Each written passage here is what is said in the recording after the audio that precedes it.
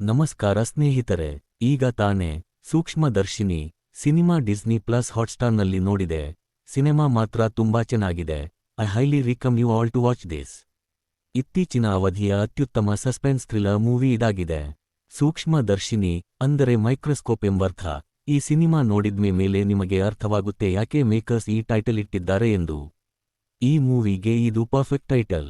Start ಇಂದ last ವರೆಗೆ unnecessary tax ಅಥವಾ ಸೀನ್ಸ್ ಇಲ್ಲದೆ ಸ್ಕ್ರೀನ್ ಪ್ಲೇಯನ್ನು ತುಂಬಾ ಟೈಟ್ ಆಗಿ ಕ್ರಿಯೇಟ್ ಮಾಡಿದ್ದಾರೆ. ಸ್ವಲ್ಪವೂ ಬೋರ್ ಆಗೋಲ್ಲ. ಸಿನೆಮಾದ ಮುಖ್ಯ ಕಾಸ್ಟ್ ಅಂದ್ರೆ ನಜ್ರಿಯಾ ಫಾಹಡ್ ಮತ್ತು ಬೇಸಿಲ್ ಜೋಸೆಫ್. ಇವರ ಜೊತೆಗೆ ಇನ್ನು ಕೆಲವರು ಆರ್ಟಿಸ್ಟ್ಸ್ ಇದ್ದಾರೆ. ಎಲ್ಲರೂ ಅಚ್ಚುಕಟ್ಟಾಗಿ ಅಭಿನಯಿಸಿದ್ದಾರೆ. ಪ್ಲಾಟ್: ಈ ಸಿನೆಮಾ ಥ್ರಿಲ್ಲರ್ ಜಾನರ್ ಆಗಿರುವುದರಿಂದ ನಾನು ಹೆಚ್ಚು ರಿವೀಲ್ ಮಾಡುವುದಿಲ್ಲ.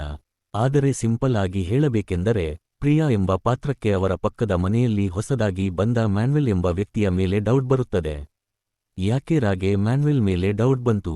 ಡೌಟ್ ಬರೋ ಹಾಗೆ ಮ್ಯಾನ್ವೆಲ್ ಏನು ಮಾಡಿದ್ದ? ಮ್ಯಾನ್ವೆಲ್ ಒಳ್ಳೆಯವನ, ಕೆಟ್ಟವನ? ಮುಂತಾದ ಹಲವಾರು ಪ್ರಶ್ನೆಗಳಿಗೆ ನೀವು ಸಿನಿಮಾ ನೋಡಿ ಉತ್ತರ ತಿಳ್ಕೊಳ್ಳಿ. Positives: perfect casting. ಪ್ರತಿಯೊಬ್ಬ ಪಾತ್ರಧಾರಿ ತುಂಬಾ ಚೆನ್ನಾಗಿ ನಟಿಸಿದ್ದಾರೆ. ಥ್ರಿಲ್ಲಿಂಗ್ ಮತ್ತು ಎಂಗೇಜಿಂಗ್ ಸ್ಕ್ರೀನ್ ಪ್ಲೇ. ಸಿನಿಮಾ ಶುರುವಿನಿಂದ ಕೊನೆಯವರೆಗೂ ನಿಮ್ಮ ಗಮನ ಸೆಳೆಯುತ್ತದೆ. ಉತ್ತಮ ಮ್ಯೂಸಿಕ್ ಹಾಗೂ ಸಿನೆಮಾಟೋಗ್ರಫಿ. ಕಥೆಯ ಕೊನೆಯ ಭಾಗದಲ್ಲಿ ಬರುವ ಟ್ವಿಸ್ಟ್ ಚಿಕ್ಕದಾದರೂ ಶಾಕ್ ಕೊಡುತ್ತದೆ.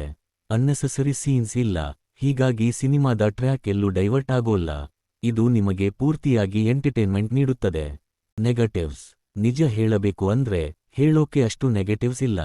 Just watch and enjoy the movie.